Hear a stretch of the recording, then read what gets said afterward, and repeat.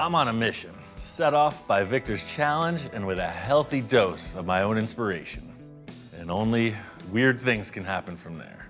Remember freaky and remember crazy. These are too subtle. Let's go out of the box on this one. That's all I need to hear, like music to my ears. Once my Frankenstein creation came to life, it was just what I was hoping to see. Ahoy! When I dropped it off at Victor's, he came up with a total new mock-up of his own. Jumpin' Jehoshaphat. I had visions, I couldn't sleep.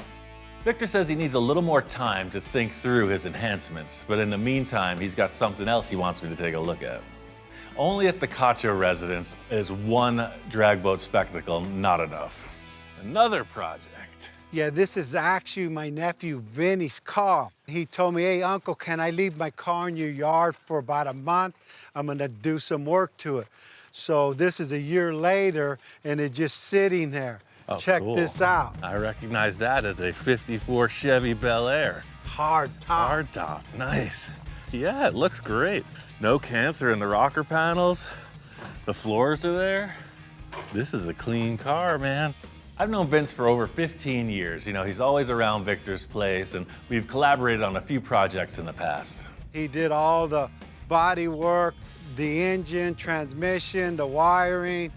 Well, what's he lacking? Just tires? What does he want to do to it?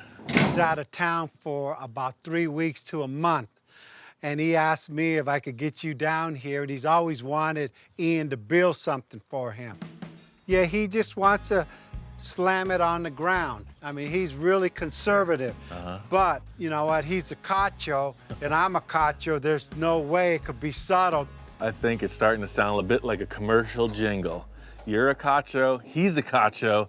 Wouldn't you like to be a Cacho too? And I won't tell you what needs to be done. You already know. And hey, you'll go conservative Ian's way. I mean, you're not building a car boat, but do whatever you think it needs. Okay. You're here, he's not here. It's always better to ask for forgiveness than ask permission. Remember that. I agree. I learned that when I was a 100%. child. Vince works in the film industry, and he's regularly out of town for weeks at a time. This might be the perfect opportunity to set him up with that early birthday present. I know he wants a classic lowrider. I've known Vinny for almost as long as I've known you, and I know his style. And I'm sure that's why he stopped here, because he had all the hopes and dreams of doing something, but realized you can't get a car like this as low as you need it without a lot of extra stuff. I think at night, he comes like once a week, sits in there and probably just daydreams on what the car would look like. It's all up on jack stands, and he's got one of his favorite adult beverages. There's a tear coming out of his eye, and the oldies are playing, and he's not going nowhere. I know the story. You came to the right guy, man. That's it. This is a good starting point, man. I'm into it. I'm always up for a good surprise, especially when it involves friends. I've worked with this style car before, and there's only one way to do it if you're gonna get it down low. I'm not worried about retaining anything except the look of the outside of the body. A little troglodyte action, get in there and destroy a bunch of stuff. On to the next step. If you're to try to do the traditional lowering method with, big lowering blocks on this, you're gonna run into a ton of problems. The axle's gonna hit the frame, the gas tank's gonna drag on the ground, and the drive shaft's gonna hit the floor. We're gonna leave half the car out here and take the other half inside. You may be thinking, wait, what? Which half? Only the half I need. This experience is coming from a long line of mistakes. Straight ahead. I've tried to lower so many cars in so many different ways, I've learned to just short step the whole process, cut the whole thing out and start fresh. Right now, it looks like there's tons of clearance between the frame and the axle, but that's because there's no car body on it and there's no weight in it. These shackle bolts right here end up just slamming into the frame. Today's show is brought to you by the letter C. I got this 4-link airbag set up from my friend Scotty Chops. He's done a ton of work on this model car, and I know it's what we need. It's gonna get this thing down on the ground. An additional 8-inch drop. If that doesn't get you low enough, your name might be Victor Cacho, but for Vince Cacho, I think this will get him low enough. The first step is to clean up the frame. Cut off the flanges so that the C-notch set fits and slides in as smooth as pie.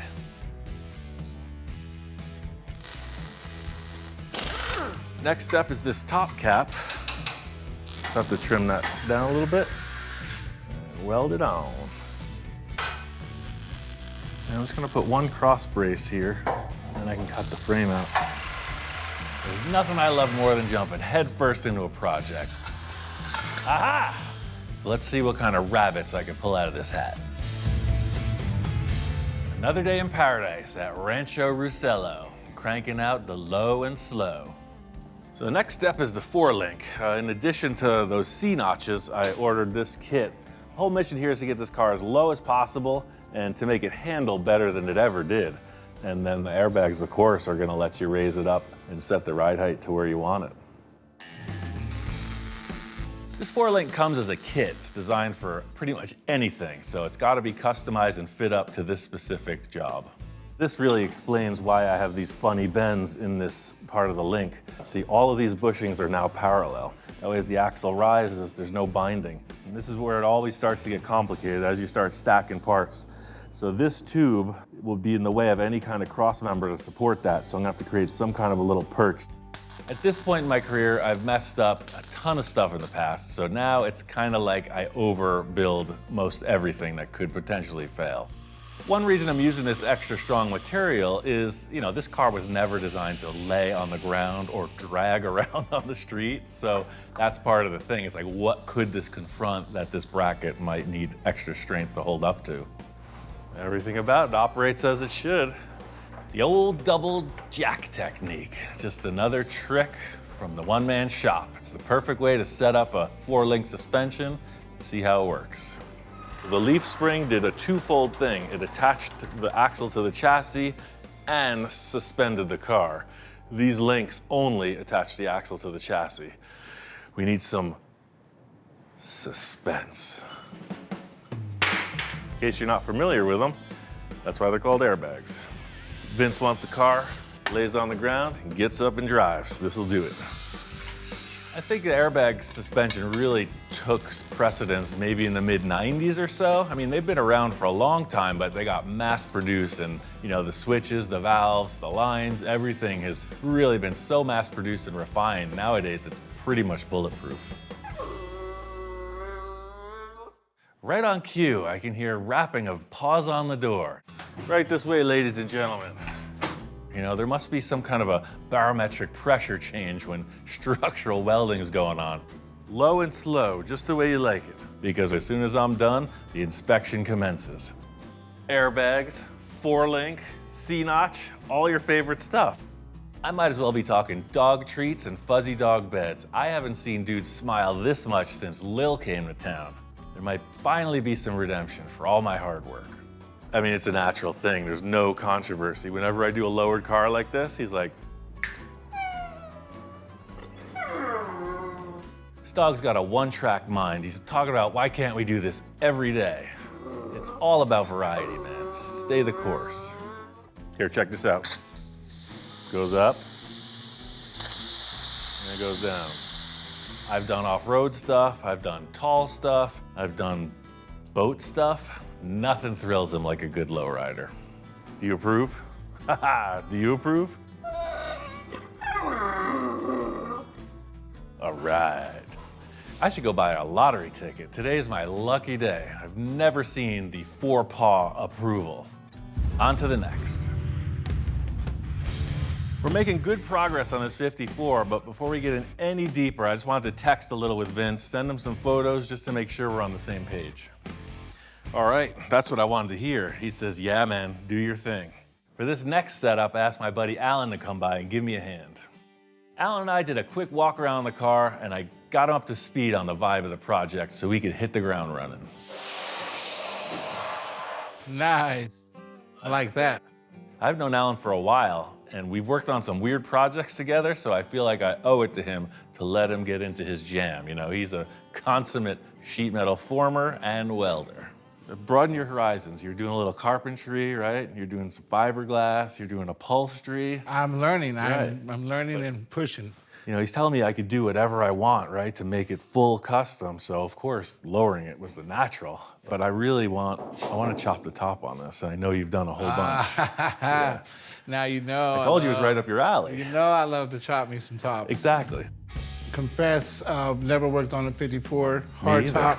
The Bel Air brings more challenges. With the amount of chrome on these cars are triple, quadruple any other. Yeah, and then the curved back glass is always a little bit more of a technical chop too. I mean, this glass is merciless. It's gonna stay in the same shape they made it. Before we cut into anything, the main thing to consider is where we're headed with the overall look. You know, I want all the chrome to still be there. I want the back windows to roll up and down. I want the front windows with the wind wings still. Mostly, you know, it's the first impression. The thing's gotta look tough. You know, I can kind of picture it, make it all look stock original, make it look like it came that way from the factory. Alan gets it. We're gonna change everything, but make it look like we didn't change anything. Almost like we tapped it with the magic wand of cool. So see, that's kind of what complicates it, right? So as they roll up, you know, this rubber is meant to scrub and seal, and then see, it just kind of locks up there. I could see a path through it, but again, it's the first time, you know? It's almost like we have to think about this one from the inside and figure out how to cut it from the inside out. Maybe we'll cut straight through here and take off this triangle and see what's in there. The true mark of a chop top is, you know, the aftermath, like what's left over, what does it look like? The true mark of a fabricator is making it look like nothing ever happened. It's a real easy piece to patch in. Let's open this up on both sides and then see what we gotta do inside. What's going on in there? From what I see two brackets holding the roof panel. You know what? That looks like two brackets holding the roof panel. I'm thinking now that we know what this is made of, let's gut this completely. We'll leave the back window in place and then we'll chop the windshield and see how it lays out.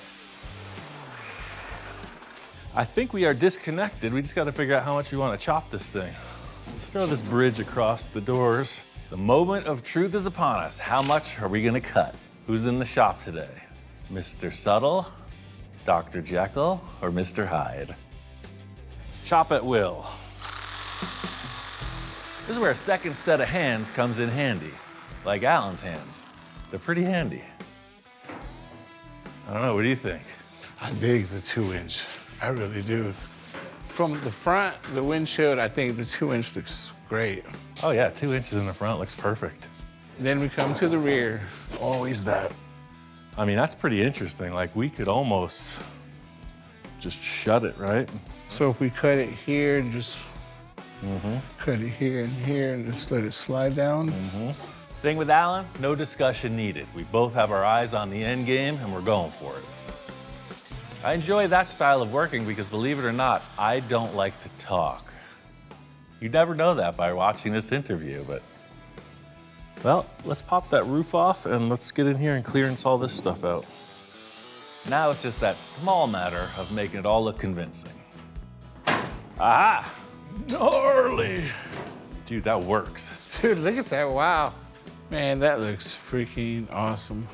The door line and the roof line just looks so good. So that big bulge off the back of the roof is definitely knocked down. But now look at the deck lid. It looks like a balloon sticking off the back. It does look like a pimple sticking out. Yeah. Who enlarged the trunk? This is business as usual in full custom land. You know, you change one thing and then you gotta change 15 more things to accommodate that. You ever decked one of these things? No, I can't say I have. Me either. That's two of us. I was just gonna give you the job if you were good at it. Now we have to figure it out. As they say, we gotta finish this chop before we get on to greener pastures. Yeah! I can get kind of used to having Alan around. His two hands are way more effective than all four paws of those inspectors. Ahoy! Hey, what's going on, man? I just picked up this set of glass front and rear. Nice. With this chop, the stock front glass is 2 inches too tall, so it's a simple cut to fit process. That'll be done last, after the paint, after the trim, after everything. So full size rear, 2 inch shorter front. I was wondering how curved this was. It looks pretty flat. I was relieved to see that this back glass is flat from top to bottom. If it had a curvature in it, then you start to get that sausage effect that I talk about so many times, trying to make it flow. I foresee raising the window frame up past and patching in this much of the roof. Yeah, I think that would be the go. That would look the best. One strip right through, right? I think today, let's just try to get this window in and let's mess around and figure out what we're gonna do with these two moving windows. I really like how you set this whole thing up in the front. Now it's permanent. Anybody can get to where we are with a grinder, right? But now is where it counts, the fit up. The glass is permanent. It's stagnant. It only does one thing. It sits there. So we got to modify everything around it. Oh, look at that. That puts us back almost in the original position. Oh, nice. That looks pretty cool to me. Yeah, so this is the original quarter trim. Oh, this will work. Look at that. The whole thing I was concerned with is just hiding all the work in the chrome trim, and man, that does it. I think it's gonna look good. Let's just throw a bridge from here up to here. That way you can take all this mess out and we'll recheck the glass as it's supposed to sit. Process here is modify some stuff, fit up the glass. Do a little more welding, fit it up again. The whole challenge here is to not let the sheet metal warp so that the glass is a misfit. Like a glove. Look at that. Wow. I think the biggest lesson out of this is we did this chop with minimum amount of cuts, the least amount of welding on a chop, on any chop that I've seen. In my maturity, the art of customizing has been more of a leave no trace event, right? It's like the thief in the night scenario. You're in, you're out, something's different. It looks cooler, nobody knows what happened. It does make a huge difference. When you have somebody that knows what they're doing, Mr. Ian. If you find somebody that knows what they're doing, you let me know. Now we're into the window phase of things. You know, the front window, check. It rolls up and down just like it's supposed to. The real test is gonna be this back window. Doesn't just go up and down, it kind of rolls up into position, and that definitely interferes with our chop. Oh my, look at that. Yeah, and that's all oversized right now. Once we get the rubber in there, then we'll just trim it to be perfect. All the glass in this car, except for the rear window, will have to be cut to fit. Roof line now is completely custom, so full custom glass shop, next stop. This is a good layout for it. Now we'll just fill in all the rest of this. You know, we got all the dimensions even around the glass. This is gonna work. You know what I always say at a time like this? It's gonna be awesome. After all this work, I'm ready to get on my big hat and head on down to the lake. See when that drag boat's ready for its maiden voyage. It's been a few days, so let's see what kind of nonsense Victor's got going on in his shop. Wow, this looks cool. I disassembled it all. I wanted to powder coat the whole frame, and that way you could really see the fabrication you put in. And some minor modification to the body. A little bit of wing action here. I gotta say, this man's a hustler. All that fiberglass work looks awesome. Rebuilt the engine, the transmission, powder coated the chassis. I mean, what's not to like about this setup? These wings are next level. Just seeing it in foam was one thing, but now it looks like he took a surfboard and cut it in half and stuck some taillights in it. I'm feeling it, man. I love this. Yeah, that's an instrument panel to a 1959 Ford Edsel. The speedometer goes sideways. Like this boat's gonna go when you get on the throttle. We don't know if it's gonna go up, down, float, or sink, but at least we got a cool instrument panel. In addition to all the other progress, there's this newest element of this swooping front shape across the dashboard area of the boat. It's super unique. That's such a weird element. I would have never come up with that, but I see it now. It's like if it was to splash water, the water would just go right around the driver and the passenger. Well, it's like, what do you do? I think you're nuts and I'm a little nuts too. Not as bad as you, but hey, I'm getting there. As we keep working together, we gotta be careful. This thing is looking crazy cool. That's it. It's mine are just one, two things. That's it. Perfect. It's just what it needed. And that's why I brought you down here to number one. Give me approval on what you see. I need you to help me put the motor back in the dragster and put the dragster underneath the boat. I don't know, that doesn't sound right, but... Yeah, no, I came up with that concept. I'm familiar with the whole procedure, Captain. probably not going to be as simple as I explained to Victor. You know, like everything else that's full custom, there's going to have to be some workarounds. Hey, Ian, I feel like I'm on the drag racing pit crew. Back it up. Watch your fingers. Yeah. Jack of all trades here. Victor's like the conductor at the orchestra. You know, that's who he is. He's not the guy turning wrenches and spraying stuff, but he is in charge of a large number of resources, and he conducts his orchestra pretty well. Ian, so did you have to bend that oil pan or what? No, this thing was dropped in the backyard, remember? It made its own clearance, so I just figured, hey, I'll use it. So in other words, if I change that to a chrome one, I got to adjust it somehow. You got to throw it on the ground a few dozen times, yeah. I got to say, I forgot to mention to Victor, hey, by the way, don't take the body off the boat. I didn't design it that way. I literally hung the boat in position and it's welded in a whole bunch of brackets. I can't believe they got it off of the chassis in one piece. So what's your plan? I don't know, that's why you're here. I think it's going to be a problem getting it back on. When I put this on, I put a piece of tube through the front anchor bracket, like drop the front in and then kind of twist and I was able to just kind of move it. Yeah, at least I didn't say, Victor, I have no idea how your drag boat goes back together. I vaguely said some things and offered support like a true gentleman. Like I said, I did not expect this to come back together. I don't know how they got it out either. I was going, man, down. Come forward? Yeah. Right there? No, this side. Yeah, we gotta do the opposite. Did you have the tires off or something? If building a drag boat spectacle was easy, then everybody'd be doing it. Or would they? Well, how did you do it? Up. Right there, Up, yeah, you got up. it. What did you do? There's a lot of shaking and bobbing and squirming and worming to get this thing back in place, isn't it, fellas? On three. 1, 2, 3. All right. But we have to lock it gotta in the latch front this. first. Pull that from underneath. Yeah, Yeah. pull that. Okay, there you go. got it. Now put it down. Hold Oh, it, wait. come forward again. Come forward again. Okay. Backwards. The thing is, everybody thinks it's my fault, right? It's like, oh, what knucklehead built it this way? You can't even put it back together. Lift up and back. Okay, lift up in the back. You were not supposed to take the boat apart. Take it out. Okay, drop All right, it. drop it down. Ever. All right, pull it down. All right, you got it. Who said you couldn't do that? Just don't do it again.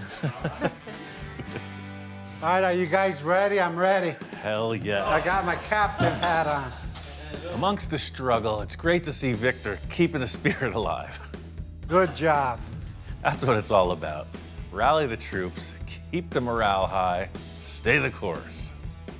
I'm telling you, this is the proverbial icing on the cake. It's all happening right in front of us. Stance, awesome. The fins, I wasn't expecting. The intake, looking good. It's really under development now. Things you come up with, I don't know about you. Back at the ranch, we got one more hurdle to jump through on Vince's lowrider. Oh yeah, every time you look at this, it's like, it just looks right. From the deck lid forward, this shop works, man. Yeah, it's looking really good. Once you lower the roof, the deck lid looks massive. Yeah, it does look like a lot of junk in the trunk. What happens is when you come all the way out to that bulge, you got all this space in here, you know, it just doesn't flow. We bring this across from, say, the top of the trunk across this way. So that's like a pretty pronounced arc. So if we were to lower this, it'll make the fenders appear bigger, which is cool. Yeah, I think it's a really big plus, especially thinking about 55, 56, and 57. That's what they did. They raised it up, so let's do it. I'm excited. At this point in my automotive journey, there's a ton of stuff I've done repeatedly, but there's also a few things that I haven't tried yet. This deck lid is one of those things. I've never decked a car, believe it or not. So here we go. The biggest challenge here, you know as well as I do, if it's not the same shape as when we started, it's not the same panel. I might as well just chuck it. You know, our structure's here and we want to keep this distance all intact. So maybe before we cut this out, what if we just built like an inner truss that just stayed there forever? Like that was our new inner structure. Oh, okay, so that would be our bracing, and we would completely eliminate this whole inside, and then we can sheet metal, bring the same sheet metal down. And this never comes back into play. This deck lid is really strong panel simply because the springs that support it are so powerful. What the heck is in this thing, lead? It's probably pretty well attached. If we can remove this from the skin, then our plan will be a go. Like, I don't see the skin coming lower than that. No, Yeah. no. So if we just section this out so this can grab in, look, that's a good grab all the way around there with that structure. You know what they say about a clean shop? It only happens on television. My plan for the new inner structure of this deck lid is going to be made out of a 1-inch tube. A simple curve, should be super strong and out of the way of our new shape. All the way through? All the way through. I'm always about winging it, and there's no difference with this panel. Alan and I are pretty much on the same path on this. He's got some ideas, and so do I. Well, all the rest of that stamp can come out. Sounds good to me. All right.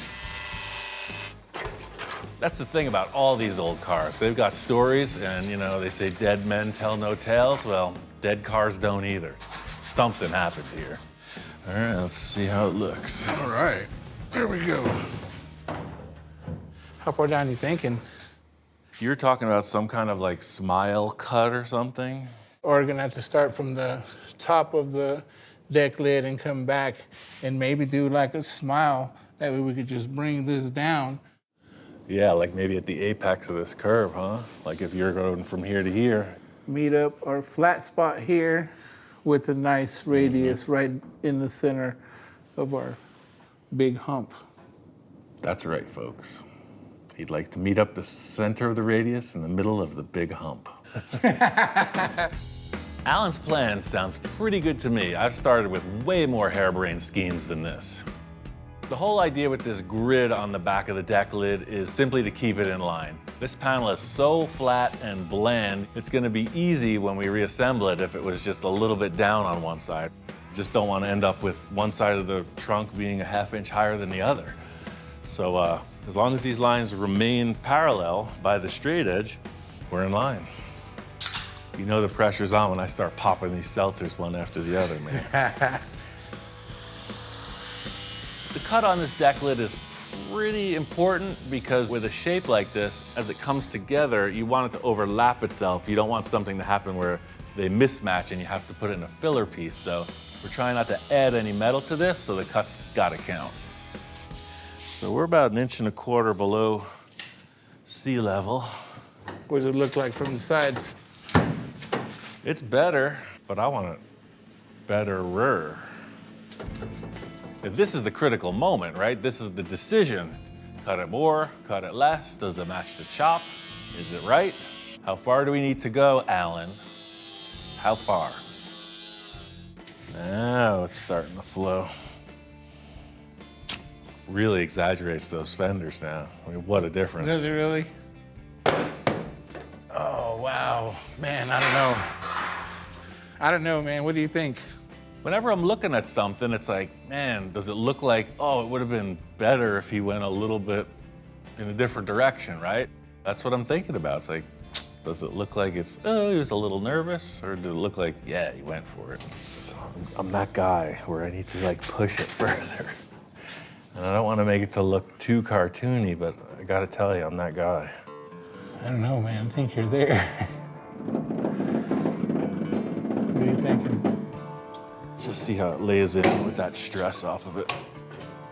This is the world I live in, right? There's a devil on one and an angel on the other, right? And they're both talking. I'm like, oh yeah, I like your story, bro. Let's do this. There's still a little, I mean, we're not maxed out. We could go another inch down. Oh, another inch. That's a lot. You ain't kidding. Just wanting to buckle. It's the max. We're maxed. Yeah. See, now it looks like something happened. There we go. What happened? Nobody knows. It just somehow works. That's perfect. Look, the taillights are way out. Man, look at it from back here. It looks so good. It looks so good. Pushing it further this time paid off. Flows right down to where the bumper's gonna be. That came together just about perfect. Hey, this thing, a liposuction. Yeah, exactly. And that's really what this whole deal is about. Just, you know, making something you're proud of and looking forward to the next challenge. Yeah, now when you're looking at it, it's like it just swoops right down. I'm definitely glad you decided to go lower on the deck lid. Looking at it now, that's definitely the way to go. Hell to the yes. Al and I got the body all finished up. It looks pretty darn smooth, you know, almost like nothing happened. There's gonna be a minimal amount of body filler on this. The way the chop came out, it looks really tight. The deck lid is a perfect accompaniment to that. The last thing is a new front suspension, and I have just the thing. We're going in, we're going all the way, so I got this cool air ride set up from Scotty Chops. It's a Fat Man fabrication kit with airbags, disc brakes, drop spindles, and rack and pinion steering. All the good stuff. Whenever I install one of these kits, I fit everything up, make sure it's good on the table before I even check it out on the car. It's kind of Mustang 2, but it's not. It's completely one-off. The cool thing about the 54 Chevy, this whole front cross member unbolts. So I know that looked real easy, but it actually took me half a day yesterday. I had to torch off a lot of the hardware, but pretty much this thing does just unbolt. The old front end is like that old grizzled, dusty gunfighter from the old West. The new front end is like the 21st century RoboCop, coming in to regulate and lay waste to all traditional lowriders on the boulevard. Measure, measure, measure. Although this is a custom kit, things are pretty different when you want to go really low. So this kit comes with all the eventualities, right? Is it going to be this ride height or that ride height? And this thing's thing is pretty low, so we're going to use all the accessories. I had to notch out for the rack and pinion steering. I did a little of this, a little of that. So that's pretty much the front end assembly. You can see it definitely an improvement from what you had. All brand new components and air ride. Yeah, this thing came together just about perfect. Victor says he's got something brewing with that boat, so I got some assembly to finish on this. I want to get down there and see what he's got going on. What's hidden behind door number 1? Well, at Victor's house, you know and I know, you never really know. Holy wingdings. Now you know how I felt when you brought it to me. Oh, yes. This is perfect, man. Victor never ceases to amaze nor disappoint. The bodywork is on point. It looks like it's one fabricated piece. It's awesome. This is something I was a little bit hesitant about, but like you say, it's always got to have that kind of voluptuous curve in some place, right? The fins really help with this exhaust. You know, this thing was so low in the back, it was all this stuff jumping out of the rear of it. The fins make it all come together. That softens it up. I really like the way Victor handled the back end of this boat. It was a big cut open gaping hole, and he took the piece that I cut out, modified that, and made the same detail, but now there's plenty of room for the engine and radiator. If you didn't see this boat before, you would think that you found some kind of exotic speedboat from the 60s or 50s. It's definitely out there. I mean, Yeah. You were out to lunch on this one. I'm gonna get my cape. I'm gonna get some special high-heeled sneakers and sunglasses. It's gonna be nice. My only goal is I don't want it to be the Bat boat. You know, right off the bat, oh, Batmobile wings. It ain't the Batmobile. It's an Ian spectacle. Now we gotta paint this thing in, but we have to paint it to complement the boat without it looking like, you know, I need a cape to drive it. That's one thing I think I excel at in regards to Victor's response to what people will think of his projects. I'm just like, yeah, whatever, take it for what it is. And he's like, no, it's not that. Because it isn't the Bat boat. Right. You didn't build a Bat boat. Right. No, if it was black, forget it. I don't know why he's so sensitive about the Bat boat comparison. I mean, I already have my cape on order. Batmobile, I don't even want to hear that word again. You want to take big, bold steps, you're gonna have to deal with the consequences, Batman. And I got my buddy Bob Kozlik coming down, and he's one of the last guys out there that does this kind of pinstriping. Heck yeah. Bob did really strong work on that Zephyr cruise liner where, you know, he pinstriped it to look like an old wooden boat, like a Chris Craft speedboat, and that was classy. So I'm sure he'll bring the same amount of detail to this project. Before Bob gets here, Victor and I are gonna hash out a few paint ideas. Man, like, where's he going with this? Is he gonna like make it all crazy lowrider? Is it gonna be like the flow of the ocean, or like what's he even thinking? It seems pretty fresh. I like his ideas. Well, it complements the actual embossing in the side of it too. And Same that's vibe, true, I right? didn't even think of that. I got 4 colors, but we're only gonna use 3. I see the whole side orange and the wings orange, and then the purple goes in between there, and then whatever else we add. Yeah, just tell Bob that exactly. Just majority of it's orange and then put some purple on it, little silver, no green. It's just a little sprinkle of pepper and a little spice. Everything's nice. That's it. That's perfect directions. What the heck you got involved in here? He did it, I didn't do nothing. Ian did it all. Just as things are starting to get real loose, here comes Bob. This is very cool. He swoops in like the masked man in the nick of time. Kind of feels like the Batmobile. Uh-oh, who said the B word? Good, I'm glad you said that, because I want to get it out of your system. I don't want it to look like the Batmobile. That's why I brought you here, to take that Batmobile look away. The paint scheme can't look like the Batmobile. One rule in this shop, no bat time, no bat channel. It has wings like the Batmobile. That's all it has in common. And Batman. Well, let's lay out some lines, see what comes forth. Do you actually call this a boat? We don't know what to call it. We're hoping you would help us out with that. Whenever I'm working with like an old school pro, I'm just kind of quiet, because I'm looking at the technique, I'm looking at the ideas, that type of thing. As a one-man shop, I'm always trying to, figure out my resources, and this guy's an encyclopedia of paint design. What do you think? Are we heading in the right direction? I think so. There's a certain feel with this kind of stuff. You just have to be a little more open-minded. Yeah, no, open-minded is how we arrive at all these weird results. Ian told me never follow the rules. We'll be right back. Same bat time, same bat channel. Oh, wow. What's happening? Mr. Ian, How's it going? dude, what'd you do to this thing? This is awesome. The question is, what didn't I do? Yeah. There is an art to fitting the car to the client. Knowing Vince, he's an artist, he's a musician.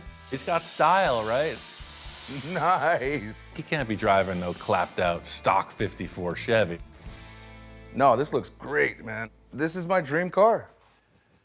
This is my dream car, and it's actually happening. Victor was giving me the big, Vince is conservative spiel, but I knew otherwise. I think it's just what you needed. Conservative, huh? Yeah, so wait till you see what I built for your uncle. I was taking a break from that insanity, so this was like therapy for me. I was like, who doesn't like the classic lines of a 54 Chevy? I'm crazy, but I'm not Victor Cacho crazy. Me either. That guy's loco. Aside from my own personal satisfaction, with accomplishing all this mechanical stuff, it's the biggest draw to this career is, customer satisfaction. Have fun, man. That's what it's about for me. This alone has lit the fire under my butt just to get things going, man. Like, this is it. Yeah. It's going again. Just like the rest of the Cacho clan, I know that Vince wants to put his personal stamp on this project. So it's in a perfect position for him to take it to body, paint, interior, whatever he's thinking. It's a canvas waiting to get set up. Yeah, well, it's one thing seeing it in the shop up close, but let's take it outside. You'll really see when it's on the ground, the line that it gives. It's really neat. Let's do it. Yeah. Now stand over there and watch it drop. It's subtle, it's nothing too extreme. It just goes with it. Looks like it should be that way. You made it that way. Yeah. Just can't wait for this thing to get cruised on the road. I already have a playlist on my shuffle for this car, man. You got the soundtrack and I everything. got the soundtrack for this car, man. I Just can't wait to paint, cruise it. yeah. Ian, I couldn't thank you enough. This thing's awesome, man. I appreciate it. Let's Yeah, get man. this thing to paint. Heck yeah. And let's go cruise it. I'm stoked. All's well that ends well. Another satisfied, subtle customer. I gotta be careful on what I'm putting out here lately, or I'm gonna get a reputation for doing that type of thing. I like it wild, man. Let's stay on the track with Victor.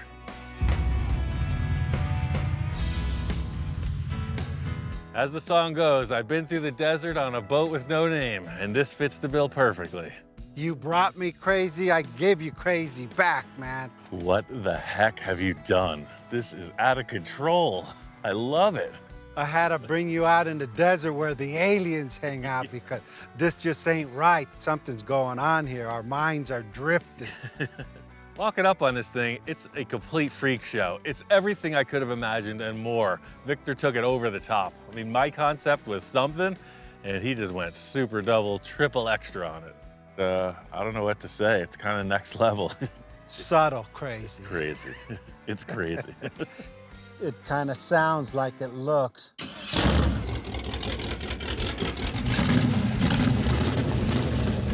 Last time I saw it was a work in progress, and man, getting it all detailed out, get the chrome on it, the fins are all dialed in with the taillights and the paint. This thing is wild. In the sun at this angle, that foil is like, it's like neon. Look at that. It's just popping right off the surface. And the colors, it's like, it works. Who would have thought orange and purple and green go together? And I don't even know if they do, but hey, I had my painter, Hector. We just kept playing with it, and you know me, we painted this thing 3 times, man. Victor really is, he's a designer, right? I always say it, he's a designer at heart, and that's the thing. Like, he didn't really need no spectacle for his nursery. Come on. He did take it to the nursery and put it around, he said, and he's gonna park it there. Of course, the spectacle, but this has nothing to do with his marketing savvy. He's just looking to build this crazy thing, right? I know that guy. I love the interior too, man. I just took all your extra hats and made the upholstery.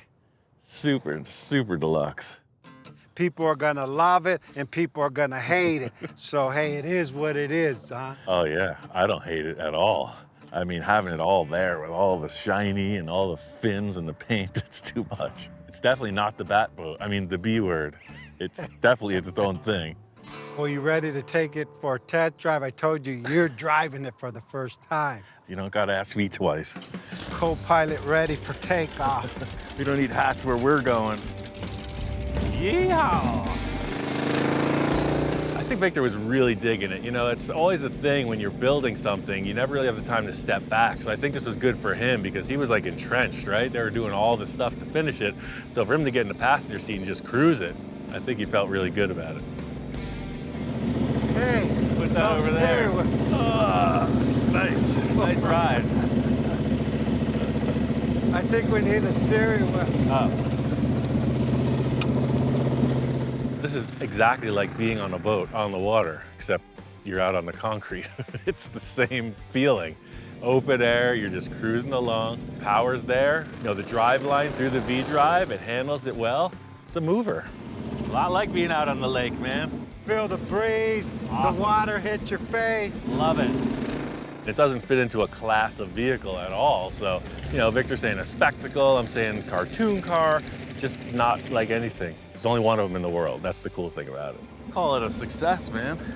It was pretty awesome. I mean, hey, first trial run with the wind hitting your hair. Just one question, what do I say it is? I don't know. It's not a boat, it's not a car. You know, you got to watch out what you ask for from now on. You left the slate wide open on this one, and look what happened. You need to be more specific next time. You're demented or something. Yeah. Working with Victor, I know I'm like the jester for him, right? He's a serious businessman and stuff, believe it or not. So I come in with the bells and whistles, and this is his release valve.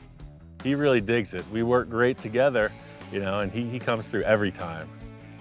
I like that we're knocking them down one at a time. Every crazy dream I've ever had. So this is another one from the bucket list, shot down. I don't know what's coming, but it's got to be stranger than the next.